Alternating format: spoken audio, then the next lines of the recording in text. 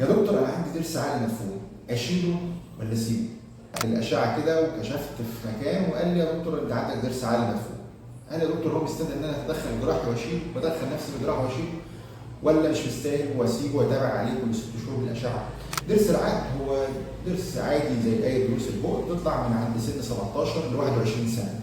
واذا تاخر ظهور الضرس عن السن ده فمتوقع انه يكون يا اما مش موجود يا اما هيكون موجود ويكون مدفون في مكانه.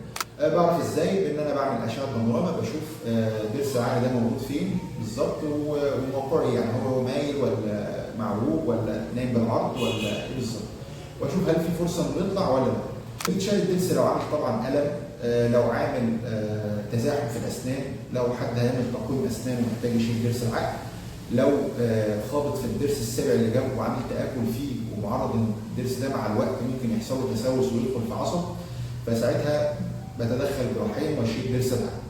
عمليه بسيطه جدا بتتم بالبنج الموضعي، الدكتور بيفتح فتحه في اللثه ويستخرج ضرس العقل ده، يا اما لو كان ظاهر او ممكن يشيل بس جزء من العظم ويطلع الضرس، ويخيط بغرز عاديه جدا بتدوب في البق بعد يعني كام شهر، او الغرز العاديه اللي هي ممكن تتفك بعد اسبوع او 10 ايام.